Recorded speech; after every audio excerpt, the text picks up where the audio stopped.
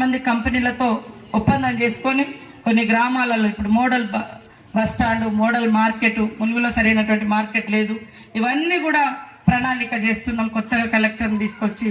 కాబట్టి మీరందరు ఇక్కడ ఉన్నటువంటి గ్రామ బిడ్డలందరూ కూడా మాకు సహకరించి మనందరి ఈ గవర్నమెంట్కి సపోర్ట్ చేస్తూ గవర్నమెంట్ ద్వారా వచ్చేటువంటి ఏ పనైనా కూడా మీ అందరికీ ఉపయోగపడే విధంగా చేస్తానని. మరి మన మధు కూడా నా దగ్గరకు వచ్చిండు. మధు వాళ్ళన్న మీ చెప్పగానే మదనపల్లి అనగానే లోకల్గా ఈ అనగానే నా శాఖలో ఉన్నది, నేను నాకు అవకాశం ఉన్నంతలో తనకు అందుబాటులోకి వచ్చేటట్టుగా సహకారం చేసిన యాజ్ పర్ రూలే. కానీ మన ప్రాంతం వాళ్ళు అనగానే ఎవరికైనా ప్రాంతం ప్రీతి ఉంటుంది, అభిమానం ఉంటుంది. కాబట్టి తప్పకుండా మన పుట్టి పెరిగిన ప్రాంతాలు, మనల్ని కన్న తల్లిదండ్రులను ఎప్పుడు కూడా మర్చిపోకూడదని తెలియజేస్తాం.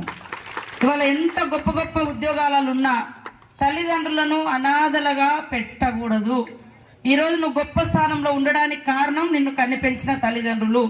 వాళ్ళు లేకుండా నువ్వెవరో కూడా లేదు. వాళ్ళు కనీసం విద్యాబుద్ధులు నేర్పకుండా నువ్వు ఈ స్థాయిలో వచ్చేవాళ్ళం కాదు. కాబట్టి తల్లిదండ్రులను కాపాడుకోవాలి, ఉన్న ఊరును కాపాడుకోవాలి.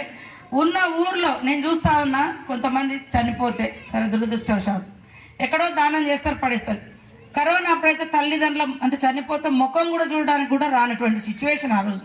అంటే పరిస్థితి బంధాలు అనుబంధాలు కూడా తెంచేసినాయి.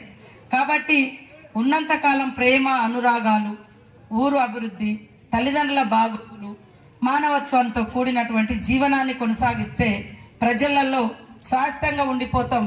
రాజకీయ నాయకులుగా మేము తప్పకుండా ఆ పని చేస్తూ మీ అందరితో ఒక ఫ్రెండ్లీగా ఉంటూ మీ యొక్క సహాయ సహకారాలు పొందుతామని తెలియజేస్తూ ఈరోజు మా బలరామన్నకు ప్రత్యేకమైనటువంటి శుభాకాంక్షలు తెలియజేస్తా ఉన్నాను. అందరికీ నమస్కారం.